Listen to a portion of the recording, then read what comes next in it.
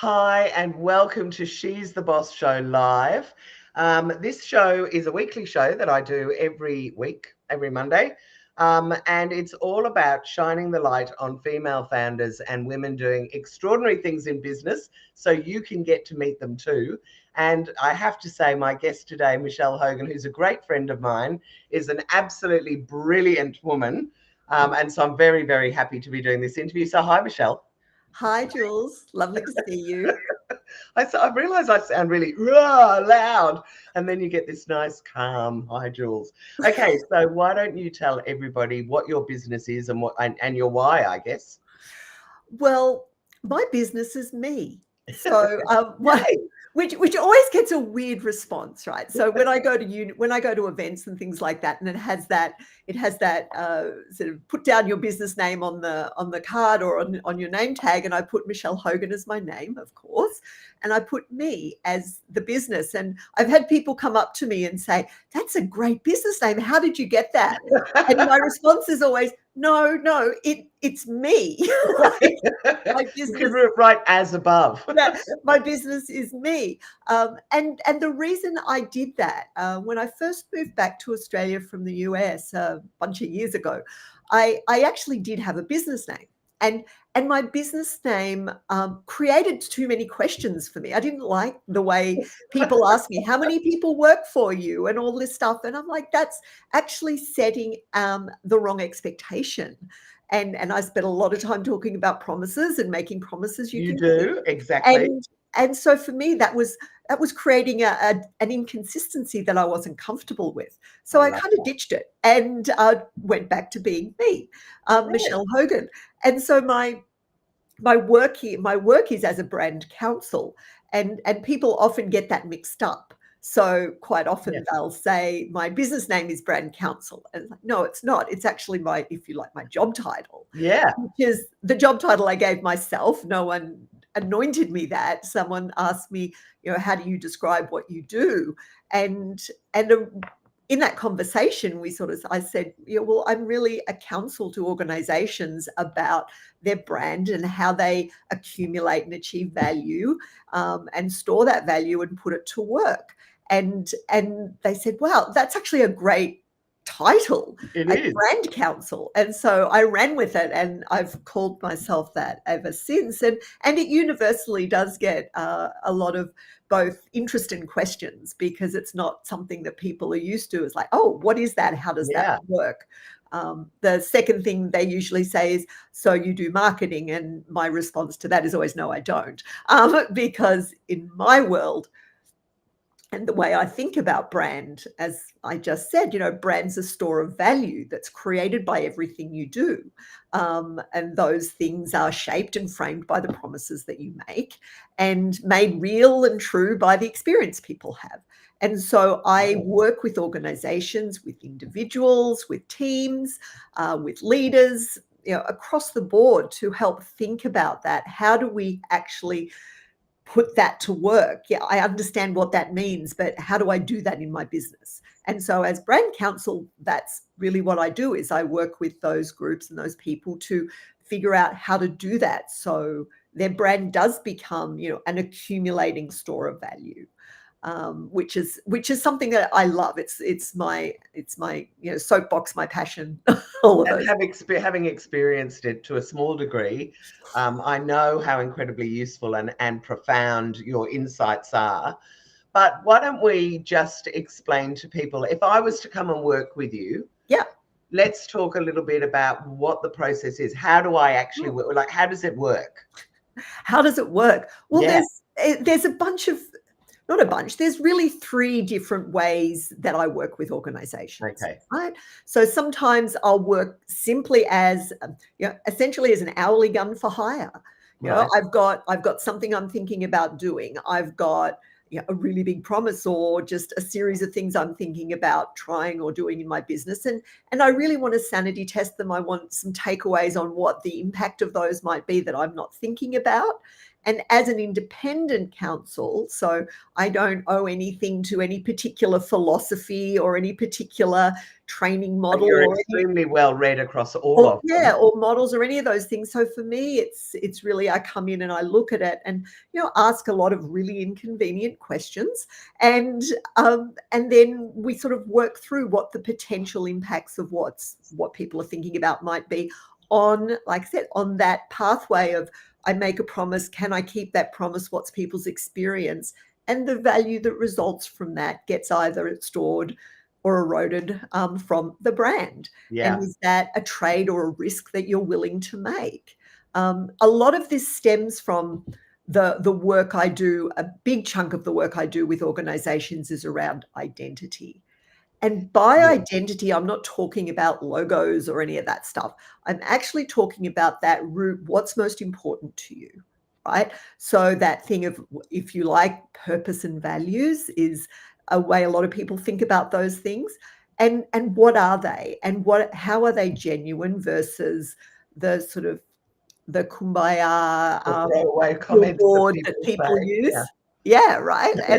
And so once we understand that stuff and we have a sense of what is that for you as an individual, you as an organization, then we start to have a foundation and a basis that we can actually litmus test back against and use, as well as what's going on in the environment, what the situation is, because those things are all contextual, of course. Yeah. And what does that look like? So on an, if you like, an hourly basis or on an ad hoc basis, I can do that. I also work with organizations and teams on really developing their own internal capability to do this. Yeah. Because that's actually a big piece of my work as well, is I want to equip people so that they actually have that ownership, that sense of, how do we do this for ourselves? Because that's the only way it's going to stick, right? Yeah. They need to have those skills.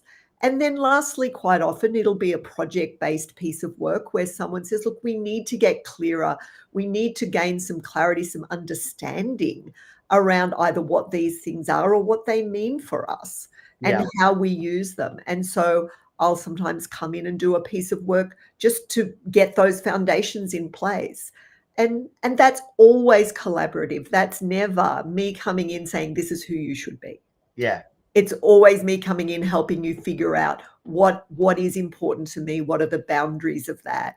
How do we do it? Well, I just have to interrupt you there, because that's part of what I love about having worked with you on She's the Boss, and now sent a whole lot of people to you as well, because I love the work that you do. Yes, thank you. One of the things that I love that no one had ever asked me before was, if you stand for this, then what is too much and what is too little? And I love the way that you help us create those boundaries of, if I'm all about supporting women, at what stage is that too much, and at what stage is that too little? And I think that the work that you do gives so much clarity around you're in it, and I think you say at the time, it's very internal. This is not a document or a process that you go through that then turns into a marketing piece. Well, I mean, it can if people want it to, but it's more about really deeply understanding, when you say identity, not like a logo exactly, but like deeply understanding what you stand for and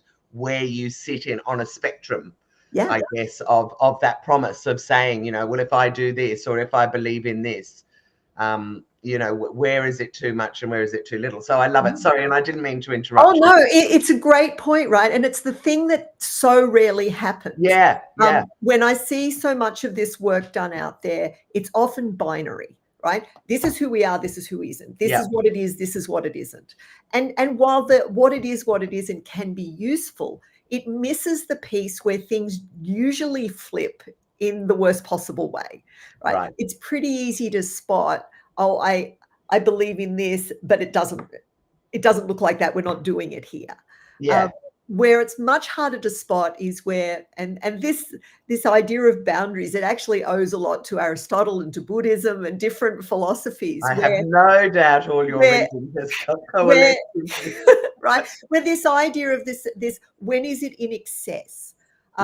In Buddhism, they talk about it as a near enemy. Right. Right. And the near enemy is something that looks very much like the thing that you think it is, but actually it's not in your favor. Can you give me an example of that? Well, What do of you mean? course. A terrific one is where compassion, which a lot of organizations who do service work, who work in the service sector, they have wellsprings of compassion and they talk about it a lot. But if that's not managed well, it flips to pity, Yeah, right? right. And Yeah. when something flips to pity, it becomes about me, not about you. Right? It No. becomes about my judgment of you Yeah. rather than my sense of you as a person, of somebody who stands alongside me and is genuinely part of my sense of what humanity is. And so there's a really interesting nuance that comes out as you saw when we did this work for She's the Boss, Yeah. right?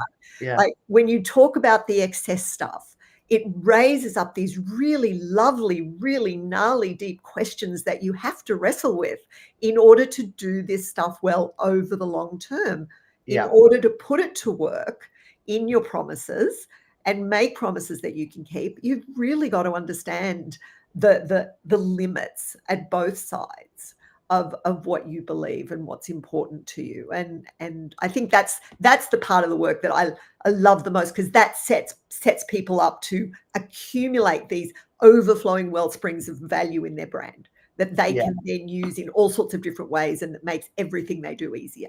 Well, and I know that you have some favorite brands that do this really well. So what about we talk about a brand that maybe people have heard of, because Sure. I know you have a couple of faves in there, and just talk a little bit about how their promises are being kept across all aspects of their business. Yeah, well, the one that everybody uses, and I've used them a lot as well, is Patagonia, and I hesitate to use them because they're a bit of a unicorn. Yes. And the But reason let's talk about best practice, I yeah, guess. and exactly. Well, and the reason they're a unicorn is because from the outset and the way they've structured their business has actually allowed them to make choices and decisions that a lot of organizations just can't make. Like what? Right? What do you mean? Oh, like just purely and simply, like how much they choose to invest back in their own organization. Every privately held organization can do that, but they were uniquely positioned with a founder of such deep courage and deep conviction of their beliefs that they were willing to actually trade, financial security. They were willing to trade a whole bunch of decisions around the types of products and the range of products that they carry. In service to that deep conviction about the environment that they hold. Right. Most recently, they essentially turned the company over to the environment. They made Earth its only shareholder, as Yvonne Chouinard says. Right now, that's the type of, if you like, moonshot stake in the ground that so few organizations are willing to make. But it's what actually makes all the minor little mini unheroic, as I call them. So I talk about this stuff. I talk about the unheroic work, the unheroic decisions that organization has made over decades, actually brought them to the point where they had enough accumulated value that they could actually make a move like that and not blow up the business. Yeah. And so when I talk about how an organization actually accumulates value, and when the minute I raise the brand specter, like everybody jumps to, oh, it's all about what's in the marketplace, it's the customer, it's those aspects. And while they're absolutely part of the equation, it's the raft of everyday decisions and actions that people take in their organizations, whether it's them alone like me, or if it's a company of thousands of people. And when you consider the compounding effect, if you like, of all of those small actions and decisions, there is no there is no marketing campaign on earth that can actually compete with that if it's going in the wrong direction. Yeah. So that's why it's so important that those things line up, that they actually all contribute their piece to the whole. Okay, and so now let's talk about this movement that certainly has been gathering speed post-pandemic, Yeah. where organizations, I think driven by employees and customers Mhm. have landed on, we want to have impact in the world. We Mhm. want to be authentic. We want to be shown to be having integrity. Mhm. And of course, you look at young people these days, those are the companies that they want to work with. Yep. Are you finding more and more that there's that need for your services because these companies, if they're going to go out and make promises like this, absolutely have to be doing it at the core as well, rather than this, lip service. We care about the environment or we care about diversity, but not really, Um, showing it in their actions. yeah, it's interesting, right? Because I'm certainly seeing I've certainly seen an upswing. Yeah, Not yeah, so much around like my services specifically, but around in general yes, organizations wanting to, quote unquote, stand for something. yes, Um, and I think there's a bigger question mark about, for me, as I look across how businesses are doing things, how deeply they yes, actually are willing to take that and what they're willing to trade, and also in their understanding of what different things that they can trade. Like everything is not just an equation of it either costs me money or it doesn't, right? So yeah, there are all sorts of different things that help you accumulate value, and certainly I think there's also still a lot of purpose washing, if you like, that yeah. goes Well, I guess on, that's right? what I'm kind of talking and about. and That, this sense of moral goodness that people seem to feel like making some statement around purpose gives them, as if they're somehow morally superior as an organization because they have a purpose. And the bad news I have for them is everybody has a purpose. You might just not like what it is. yeah, right. And so let's take the judgment out of the mix. And for me, it's much more around not what your purpose is, but how deeply you believe it and how you put it to work, and how aligned that is, and what that looks like. And I think that's, in a lot of ways, that's true for a lot of people. It's not that everybody wants to go and work for a company that's quote unquote saving the world, because guess what? Somebody still has to make widgets. Yeah, of course. And this whole idea that unless that if I'm working for the company that makes widgets, that I'm working for the company that, that are janitors in hospitals, that I'm working for a company, that does something that is not considered to be like world saving or game changing, that somehow I'm less worthy. Right. And I think that's an incredibly destructive and dangerous message, and not one that I support in my work at all. And I never ever judge No, I know you don't. what somebody says their purpose or their values are going to be. I have a throwaway line I use when I speak, where I say, like if your core values are lie, cheat, and steal, the marketplace will take care of you eventually. That sort of Yeah, stuff. that's true. That doesn't play, and so you can be. It's not about what those things are. It matters. It really matters that you have them. It really matters you believe them, and it really matters that you put them to work. And I think largely that's what people are looking for. People, when you talk about integrity, yes, they're looking for Yes. integrity, but that integrity isn't, like I said, isn't touched by this sort of this quote unquote sense of moral goodness. It's very much touched by this sense of, I want to be able to believe you. I want you to actually be Trust. doing what you say you stand up for. Yeah. So let's also, though, talk about the bottom line, because I know Yeah. the work that you do is not this fly-by-night ephemeral kind of stuff that you just do and put in a drawer somewhere and forget about it. It's much more, I guess what I'd love to do would be for you to explain or give a couple of examples of how, after working with someone like this, it's fundamentally kind of shifted something, and it's Oh, sure. also increased their bottom line, because Oh, yeah. ultimately that's what most business owners and businesses are looking for. Yeah. Well, and absolutely. And again, at I'll sort of start high and come down, Sure. right? Work your way. So if we start high up, if you think about, there's a bit of a formula I use, right? Which is, your identity, purpose and values, multiplied by the promises that you make, divided by the experience that people have, Yes. is equals your brand, and Yeah. whether that's accumulating or eroding value. So if you're breaking your promises, people are having a bad experience, and you're bleeding value. Yeah.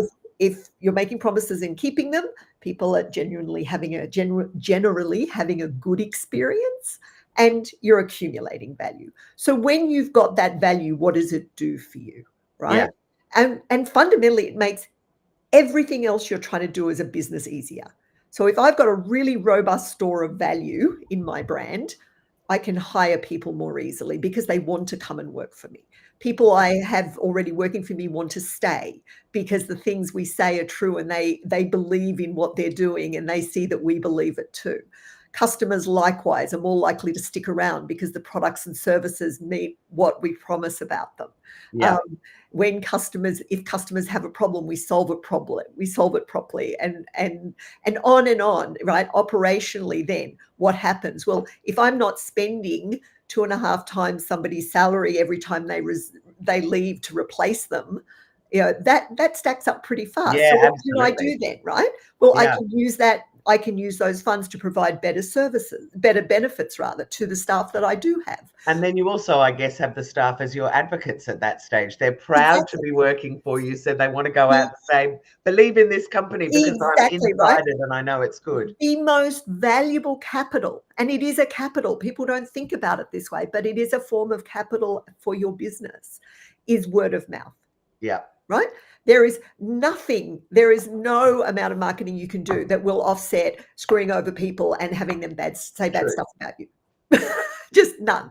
And so let's just say I'm a company that's on an innovation bent. Yeah. So where do I get the resources to invest in R&D? Well, if I'm not having to dedicate a whole bunch of those resources to offset all of these broken promises, guess what? Now I can invest in research and development. So that's how this stuff trades. That's how you can put this value to work, right? And how it makes everything easier. So here's an example of that. So this is it from a bunch of years ago. I was working with an organization in the US on values and culture work as it related to their overall business and the brand that they had, and they were struggling to hold on to people, and not for the reason that you might imagine. So they were struggling to hold on to people because they hadn't actually embraced who they were. Right. They were in this delusional landscape that they had to be some kind of a kumbaya company where everybody held hands and loved each other in the morning, and in fact they had a fairly aggressive, opportunistic culture, but that was part and parcel of their business model. Like, it was baked into how they did not just business, but how their business ran and the types of things that they provided to customers.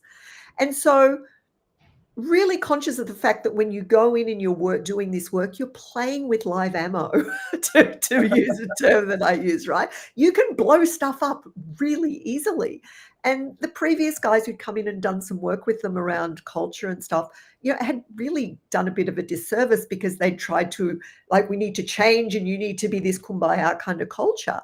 Right. They didn't realize the connection between how everybody did things, which is what your values are. They're just how you do things, right? And that stuff done on repeat, which is your culture. And the relationship between that and literally the business model and the business's success in the marketplace. And so what we had to do was strip it back, go back in, let's look at how you do things. Yeah. And again, in very early work, we didn't call it this then, but looking at those boundaries, right? Yeah. And so this, as an example, they had a fairly, like I said, pretty opportunistic way of thinking about things. And that can be really bad. It can also be exciting. I mean, exactly. If that's their DNA. Exactly. And so we reframed it. All we did was reframe it as take every opportunity. Yeah, love it. And when it became take every opportunity, it unleashed, literally, it gave people permission to embrace who they were and what they were doing. And that just, that was great, because all of a sudden then people were instead of being told that this attribute that was really a pretty deeply held part of who they were was bad, they got to actually acknowledge it and embrace it. Yeah, we had to temper the dark side, as I call it, right? Sure. as I've referred to boundaries it. again. When is it too Yeah, much? we had to make sure, like, that was taken care of, or that people keep an eye on that. Yeah, But yeah, any value can flip, right? yeah. Any value can flip. And it's so easy to do like it's the same thing you were talking about, word of mouth. I mean, the damage that can be done is very, very hard to undo. So Oh, you're much yeah. better off trying to avoid it in the first place. Exactly. Exactly. And so this whole idea of, so that's one example where we took this values work, we understood it as a huge part of that business and the business model, Yeah, and how they actually came up with the products and services that they sold. And so we reconnected that. And I was talking, the CFO was asking me before they brought me in, was, well, why should we hire you? What's the financial, like, what's the return on investment? yeah, Is yeah, that return on investment? And my response to him was pretty easy. It was like, okay, so what's your turnover look like? yeah, Right? It's 2.5 times average salary to replace someone. So you're turning over this many people a year. So if I even cut that by 10%, I've just saved you hundreds of thousands of dollars. yeah. So Brilliant. my fee is peanuts. And you can apply that to just about anything, right? So the cost of, the way I describe what I do sometimes is I advise people on the risk to their purpose and values of making the wrong promises, Yeah, nice. right? And so if you think about this, right, the risk of literally saying, "Oh yeah, we're going to do this," and then trying to figure it out later is I huge. would have to say I'm a bit of that. Yeah, I know you're the queen of that. But Yeah, the thing is, you're not doing it with in a cavalier way, right? You understand that actual that excitement and that embracing of risk is actually a part of who you are and part yeah, of what you yeah, do, right?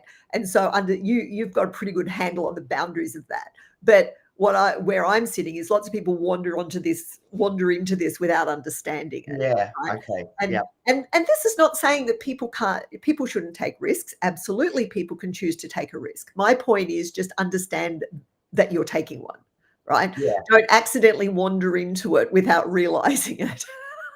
And then go, oops, because oops carries a cost. It might be reputation, it might be goodwill, it might be literally, losing. yeah. It could be massive. You could end up in a lawsuit. Like, I don't even want to imagine. Well, we've seen it play out through scandals where organizations haven't done the right thing, and it comes back to bite them really badly. And a pretty big one just this past weekend.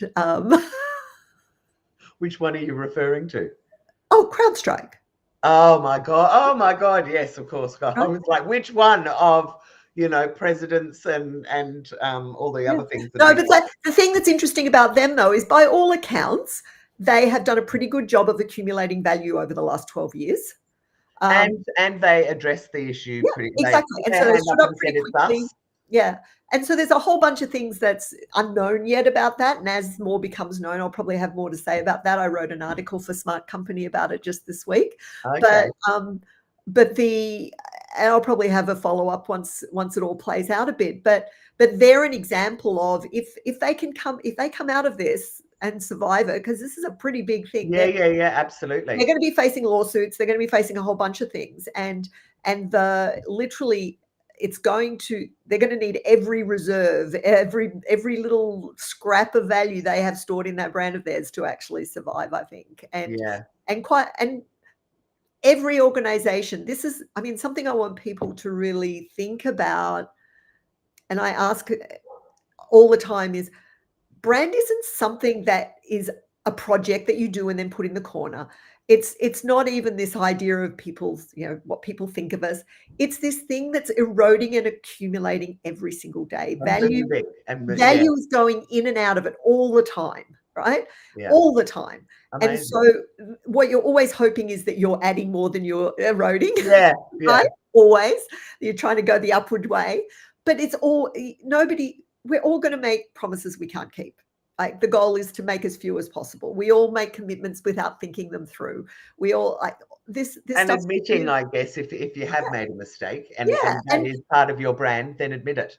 yeah, and the thing is that right up until the point where the promise is due, you can go back, Yeah, right? true. Let's just say, like, this whole idea of once I make a promise, I have to keep it no matter what. That's what integrity is. That's a really, like, to me, if I was looking at someone with integrity as one of their values, I'd be like, that's an excess of integrity, right? If you're holding so tightly onto something that you've said you're going to do, but all the environment and situation around it has changed, and you're trying to keep it, then I think that's probably a bad decision. Yeah, I When agree. you can go back to the people or person you promised it to and say, "Hey, this has changed. Can we make a new promise? Can we change this, please?" Amazing. I could just talk to you for hours about this, Michelle. We've run out of time. Of course we have. Can you tell everybody where's the best way to get hold of you Sure. if Absolutely. they would like to work with you? And I'm sure that anyone listening to this is going to go, I need a bit of that woman. So well, what's the best way? if you want a bit of brand counsel in your life, then the best way to find me, michelhogan.com is my website, so you can contact me that way.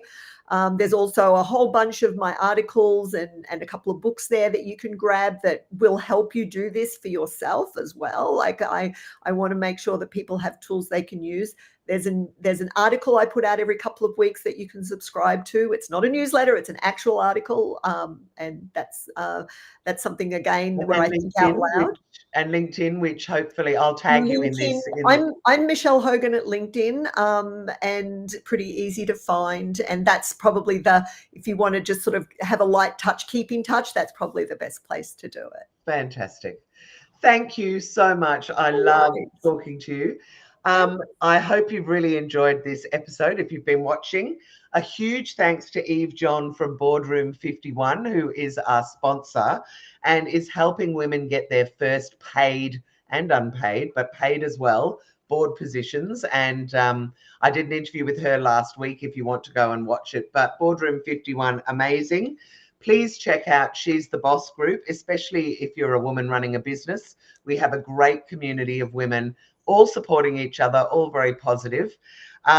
Connect with me on LinkedIn and you'll get this through the feed, or you can join the She's the Boss Facebook group, which is a very active group of over 4,000 women.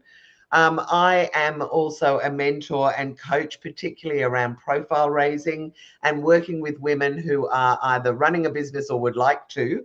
And last but not least, my newest thing is that I've started a directory at womenspeakers.com.au. We also have Facebook and LinkedIn groups for Australian women speakers. But if you are looking for a speaker, then that should be your first place to go and look, especially as you don't pay a commission. And if you are a speaker, then I'd encourage you to get into the directory like Michelle and I are. So thank you all so much. Thank you so much, Michelle. I hope that a couple of people contact you on the back of this, because you really are amazing. Oh, thanks. I love your support.